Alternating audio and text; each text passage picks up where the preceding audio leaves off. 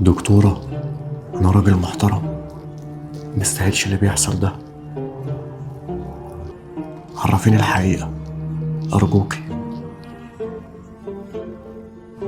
أنا بتوسل ليكي.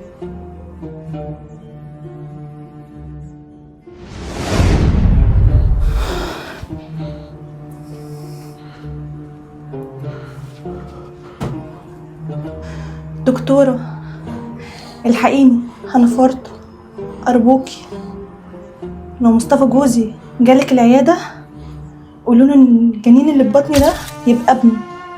بالله عليكي يا دكتورة، عشان خاطري هديكي الفلوس اللي انت عايزاها، بس مصطفى جوزي ما يعرفش أي حاجة عن المكالمة دي. عشان خاطري يا دكتورة، بيتي هيتخرب، هجيلك.